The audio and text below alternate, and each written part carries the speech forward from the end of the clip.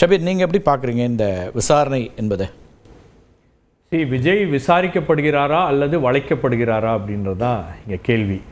இன்னைக்கு நடந்த நிகழ்வுகள்லாம் எனக்கு ரெண்டாவதா நீங்கள் சொல்கிறத என்ன அடிப்படையில் சொல்கிறீங்கன்னு தெரியல. ஒரு விசாரணை இது வரைக்கும் திரு ஆனந்த் போனார், திரு ஆதவ் அர்ஜுனா போயிருக்காரு, அப்புறம் நிர்மல்குமார் போயிருக்காரு, அரசு அதிகாரிகள் போயிருக்கிறாங்க.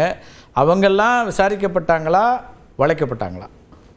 வளைப்பதற்கு உங்களுக்கு தலைவர் தான், கட்சியுடைய தலைவர் தான் அந்த முடிவை எடுக்க வேண்டும். திரு ஆனந்த் அவர்களோ அல்லது ஆதவ் அர்ஜுனா அவர்களோ மற்றவர்களோ எடுக்க மாட்டாங்க. உங்களுக்கு விசாரணை என்ற பெயரில் வளைக்கப்படுகிறாரா அப்படின்றதும் ஒரு கேள்வியாக இருக்கிறது. ஏன் அப்படின்னா, அரவிந்த் சொன்ன மாதிரி, சார் சொன்ன மாதிரி, உங்களுக்கு இது ஒரு கோஇன்சிடென்ஸாக நடக்கக்கூடிய ஒரு நிகழ்வுகளாக இல்லை. ஒன்னோட ஒன்று பொருத்தி தான் பார்க்க வேண்டும். ஒரு பக்கம் விஜயுடைய சினிமா வாழ்க்கையில் அவருடைய கடைசி படம், அவருடைய ஒட்டுமொத்த வாழ்நாள் உழைப்பு அப்படின்றது அந்த படத்துல இருக்க ஒரு பார்ட்டிங் ஷாட்டோட அவர் ஒரு பெரிய ஹையோட இண்டஸ்ட்ரி விட்டு வெளியே போகணும்னு நினைக்கிறாரு. அரசியல் முடிவுகளை அவர் எடுத்துட்டாரு. அப்படின்னும் போது அந்த படத்துக்கு ஒரு சிக்கல், ஒரு கடும் நெருக்கடி என்பது உருவாக்கப்படுகிறது. எந்த அளவுக்கு நெருக்கடி அப்படின்னா, முதல்ல யூஏ சர்டிபிகேட் கொடுக்கறதுக்கு அவங்க ஒத்துக்கிறாங்க, மெயிலும் அனுப்பிச்சிடுறாங்க. அதுக்கப்புறம் அது ரிவைசிங் கமிட்டி திரைப்படத்துக்கு வர்றேன்.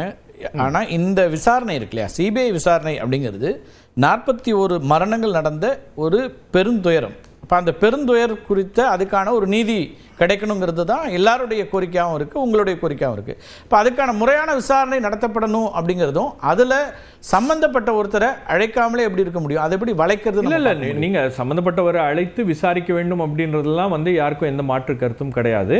அந்த விசாரணை அப்படின்றது நீங்கள் சென்னையிலேயே நடத்தி இருக்கலாம் அப்படின்றது தான். நீங்கள் டெல்லிக்கு வரவழைக்கப்பட்டு அவர் விசாரிக்கப்படுவது அப்படின்றது இதில் ஏதோ அரசியல் உள்நோக்கம் இருக்கிறதா, ஒரு பவரை காட்டணும்னு முடிவு பண்ணிட்டாங்க. ஒன்றிய அரசாங்கத்துடைய பவர் என்ன அப்படின்றது விஜய்க்கு உணர்த்த வேண்டும். அவரை லைட்டாக எடுத்துக்கூடாது. ஏன்னா தொடர்ச்சியான முயற்சிகள் அப்படின்றது நடக்கிறது. அதாவது நம்ம கண்ணுக்கு முன்னாடி நமக்கு தெரிகிறது, ஜனநாயகம் படத்தை ரிலீஸ் பண்றதுல சிக்கல் இருக்கு, இவரை சம்மன் கொடுத்து வளைக்கிறாங்க. கண்ணுக்கு தெரியாது. அவருடன் பேச்சுவார்த்தை நடத்துவதற்கும் கூட்டணிக்குள் கொண்டு வருவதற்கும், அதாவது நான் வளைக்கப்படுகிறார் அப்படின்னும் போது அது கூட்டணிக்குள் வருவதற்கான அத்தனை வேலைகளையும் தொடர்ந்து செய்து கொண்டிருக்கிறார். அதை தாவேகா ரெசிஸ்ட் பண்ணுது. பாஜகவுடன் இதுவரைக்கும் அவங்க எந்த விதமான பேச்சுவார்த்தைக்கும் ஒத்துக்கொள்ளவில்லை. நீங்க இந்த படத்துக்கு கூட நெருக்கடி வந்த உடனே என்ன பண்ணுவாங்க, இது என்ன நெருக்கடி வருகிறது, இதை எப்படி சரி செய்யலாம், இதை பேசலாமா அப்படின்னு முயற்சி பண்ணுவாங்க. அதுதான் கடந்த காலங்கள்ல மற்ற படங்கள் எல்லாம் நடந்திருக்கிறது. ஆனா இவங்க நீதிமன்றத்துக்கு போனதுக்கு பிறகு அதை இப்ப எப்படி சொல்றதுன்னா, கங்கணம் கட்டி கொண்டு அந்த படத்தை எதிர்க்க வேண்டும், அதை வர விடக்கூடாது அப்படின்ற முறையில எல்லா காரியங்களும் நடக்கிறது. நீங்க இந்தியாவில் இருக்கக்கூடிய second most important legal Tushar Mehta law professional legal officer இந்த படத்துக்காக ஆஜராகி இதற்கு எதிராக வாதாடுகிறார். அதுக்கப்புறம் அரவிந்த் சொன்ன மாதிரி கேவியட் போடுறாங்க.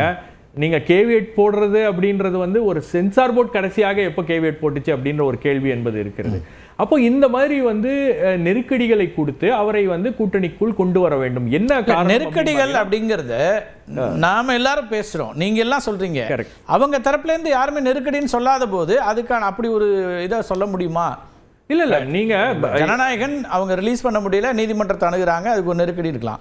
ஆனா சிபிஐ குறித்து எந்த ஒரு கருத்தையும் அவங்க சொல்லல. மத்திய அரசாங்கம் பழி வாங்குதுன்னு சொல்லல, மத்திய அரசாங்கம் அழுத்தம் கொடுக்குதுன்னு சொல்லல, அல்லது இதுக்கு பின்னாடி அரசியல் இருக்குன்னு சொல்லல. அப்ப இதையெல்லாம் தாவேகா சொல்லாத போது, தாவேகா தலைவர்கள் சொல்லாத போது, அப்ப அதுக்கான ஒரு ஜஸ்டிபிகேஷன் ரொம்ப குறைவா தானே இருக்கு. இல்ல, தாவேகா தலைவர்கள் பேசியே ஆக வேண்டும். அவங்க பேச தவிர்க்கிறது தான் இதுல இருக்கக்கூடிய மிகப்பெரிய பிரச்சனை. உங்களை ஒரு இடத்துல படம் ரிலீஸ் ஆகுறதுல ஒரு பிரச்சனை, அது ஒரு 500 கோடி ரூபா பிஸ்னஸ். ரெண்டாவது, விஜயை நம்பி பல பேர் பணத்தை இன்வெஸ்ட் பண்ணியிருக்காங்க. அப்போ அதுக்கு ஒரு கேரண்டி வேணும். ரெண்டாவது, நீதிமன்றத்திற்கு போயிருக்கிறதும் படக்குழு தான் போயிருக்கு. இந்த இடத்துல படக்குழு தான். ஆமா, அதுல இவங்க பேச விஜய் அவர்களோ அவர்கள் தரப்புல இருந்தோ எந்த கருத்தோ எதிர்கருத்தோ விமர்சனங்களோ முன்வைக்கப்படல.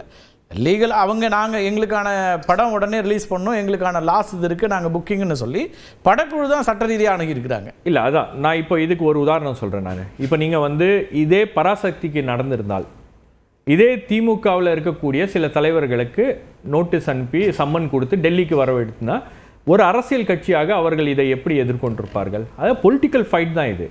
நீங்க அரசியல் பிரச்சனையே அரசியல் ரீதியாக தான் நீங்கள் கையாள வேண்டும். இப்பதான் என்ன கேள்வி எழுப்புறாங்கன்னா, பொலிட்டிக்கல் ஃபைட் நடக்குதா அப்படிங்கிற கேள்வி எழுப்புறாங்க. ஏன்னா அவங்க அமைதியா இருக்கிறாங்கன்னா இப்போ ஒரிஜினலா பொலிட்டிக்கல் ஃபைட் நடக்குதான்னு பாலச்சந்தர் வேற ஒரு விதமா அந்த கேள்வியை முன்வைக்கிறார். அதுதான் இதுக்கு பின்னாடி அரசியல் இல்லை அப்படின்னு கிடையாது. விஜயை வந்து எப்படியாச்சும் கூட்டணிக்குள் கொண்டு வர வேண்டும் அப்படின்றது தான் அதிமுகவுடைய நோக்கமும் அதே போல பாஜகவுடைய நோக்கமும். பாஜக தலைவர்கள் வெளிப்படையாகவே விஜய் கூட்டணிக்கு வர வேண்டும் அப்படின்னு அழைப்பு விடுத்துட்டாங்க. அதிமுக தலைவர்களும் அதுக்கான சமீட்சைகளை கொடுத்துட்டாங்க. பட் விஜய் வரல அப்படின்னும் போது பொலிட்டிக்கலா விஜய் வந்து ஏடிஎம்கே என்டிஏ கூட்டணியை டேமேஜ் பண்றாரு. தேர்தல் ரீதியாக விஜய் களத்துல தனியாக இருந்தால் அது அவங்களுக்கு ஒரு பெரிய பாதிப்பை ஏற்படுத்தும் அப்படின்ற அச்சத்தின் பாஜகவுக்கும் அதிமுகவுக்கும் அப்படி ஒரு வியூகம் இருக்கு அப்படின்னாலும் அந்த வியூகத்தை உடைக்க வேண்டிய இடத்துல அவர் தானே இருக்காரு. எனக்கு எந்த அழுத்தம் கொடுத்தாலும் நான் என்னுடைய நிலைப்பாட்டில் மாற போறதில்லை அப்படிங்கிற விதமா ஒரு ஸ்டேட்மெண்ட்டோ அல்லது அழுத்தம் இருக்கிறது அப்படிங்கிறதுக்கான எந்த இண்டிகேஷனும் இல்லாத போது அது அழுத்தம்னு நாம வந்து பேச முடியுமாங்கிறது தான் அடிப்படையில் கேள்வியா இருக்கு. அதுக்கு இப்போ நீங்க வந்து ஜனநாயகனை புரிஞ்சுக்க முடியுது. ஆனால் சிபிஐ விஷயத்தில் அவரே நீதி வெல்லும் தான் போட்டார். சிபிஐ விசாரணைக்கு உத்தரவிடப்பட்ட போது அவங்க கேட்கல, ஆனால் உத்தரவு வந்தபோது நீதி வெல்லும் அப்படின்னு சொன்னார். அப்போ அதை வரவேற்பதாகத்தான் அவர் சொல்றாரு. அப்போ அதில் போய் நாம் எப்படி அழுத்தம்னு சொல்ல முடியுங்கிற ஒரு அடிப்படை டைமிங் தான் வளைக்கப்படுகிறாருங்கிறதும் ஒரு நீங்க டைமிங் தானே. ஓகே, நீங்க எதுவுமே வந்து ஐசோலேஷன்ல பாத்தீங்கன்னா அது ஒவ்வொன்றும் ஒவ்வொரு சம்பவங்களாக தெரியும், ஒவ்வொரு நிகழ்வுகளாக தெரியும். அதை பொருத்தி பார்க்கும் போது தான் ஒரு லார்ஜர் பிக்சர் கான்டெக்ஸ்ட்ல இதை பார்க்க வேண்டியது. அது ஒரு கான்டெக்ஸ்ட் இருக்கு. தேர்தல் நடக்கக்கூடிய ஒரு சமயத்துல இங்க என்டிஏ கூட்டணியை வந்து பலப்படுத்த வேண்டும் அப்படின்ற ஒரு நோக்கத்திலையும் என்டிஏ கூட்டணி பலமாக இல்லை, களத்துல என்டிஏ கூட்டணி வந்து பெரிய அளவுக்கு மக்களுடைய ஆதரவை பெற முடியாத ஒரு சூழல் இருக்கிறது அப்படின்னும் போது விஜய்க்கு வருகின்ற நெருக்கடிகள் எல்லாம் வந்து இதை ஒட்டி தான் அது நடக்கிறது அப்படின்றது கடந்த காலங்களில் நம்ம பார்த்திருக்கோம். பாஜக தலைவர்களே உதாரணத்தை மேற்கோள் காட்டுவாங்க. ஆனா விஜய் அவர்களுடைய திரைப்பட வெளியீடுங்கிறது இப்ப அவர் அரசியல் கட்சி தொடங்கிட்டாரு, அதனால அரசியல் ரீதியாக நம்ம பார்க்கிறோம். இதுக்கு முன்னாடியும் 4-5 திரைப்படங்கள் அவருக்கு வந்து வெளியீட்டுல சிக்கல் இருந்துகிட்டே தான் இருந்திருக்கு. புதிது இல்லையா? ஒரு நடிகரா அவருக்கு புதுசு இல்லையே? இல்ல, அதெல்லாம் இருந்திருக்கிறது. ஆனால் அதெல்லாம் வந்து அவர் வந்து அப்போ சினிமா இண்டஸ்ட்ரியில இருக்கும்போது வேறு விதமாக கையாண்டார். இது அரசியல் ரீதியான பிரச்சனை. ஆனால் அதுதான் கேட்கிறேன். அப்ப அரசியல் அப்படிங்கிறது அரசியல் அழுத்தம் நம்ம சொல்ல முடியுமான்றதான் கேட்கிறேன். இதுக்கு முன்னாடி அவருக்கு இந்த சிக்கல்கள் வந்து நீங்க இந்த படம் அரசியலா தான் வந்ததா? அரசியல் ரீதியான அழுத்தங்கள் வந்திருக்கிறது. அவர் பேச்சுவார்த்தையும் நடத்தி இருக்கிறார். அதன் மூலமாக அந்த பிரச்சனையும் அவர் தீர்த்து இருக்கிறார். ஆனா இதுல வந்து அவங்க அமைதியாக இருப்பது silent cannot be a strategy. அதுதான் வந்து விஜய் செய்கின்ற ஒரு மிகப்பெரிய தவறா பார்க்கிறேன். பாலச்சந்தர் இல்ல, நீங்க சொன்ன ஒரு பாயிண்ட் தான் நான் கேட்கிறேன். இதுக்கு முன்னாடி அவருக்கு பிரச்சனைகள் வந்த போதெல்லாம் படத்துக்கு பிரச்சனைகள் வந்த போதெல்லாம் பட தயாரிப்பாளர் இல்ல விஜயே வந்து தலையிட்டு பேசினார். இப்ப ஏன் விஜய் பேச மாட்டேங்கிறாரு? ஏன் இப்ப பிஜேபியை வெளிப்படையாக இதுவரைக்கும் எதிர்த்து மிகப்பெரிய விமர்சனம் எதுவுமே அவர் கொடுக்கல. திமுகவை எதிர்த்து கொடுக்கிற விமர்சனத்தோட கம்பேர் பண்ணா 10% கூட அவர் கொடுக்கல. இப்பயும் அவர் மௌனம் காக்குறது காரணம் என்ன? இல்ல, அதுலதான் அவங்க வந்து நடப்பது சட்டமன்ற தேர்தல், இங்க இருக்கக்கூடிய ஆட்சி திமுக ஆட்சி, எனவே என்னுடைய விமர்சனம் அங்கதான் அதிகமா இருக்கு அப்படிங்கறத அவங்க தொடர்ச்சியா சொல்றாங்க. இது சின்ன பிள்ளை கூட ஏத்துக்காது. இப்ப உதாரணமா மகாத்மா காந்தி ஸ்கீம் வந்து காலி பண்றாங்க. இதுல வந்து மாநிலத்துக்கு வந்து பிரச்சனை வரலையா? அந்த பிரச்சனையை கொண்டு வருது வந்து மத்திய அரசு இல்லையா? அப்ப மத்திய அரசு பத்தி பேசாம இருக்க முடியும்?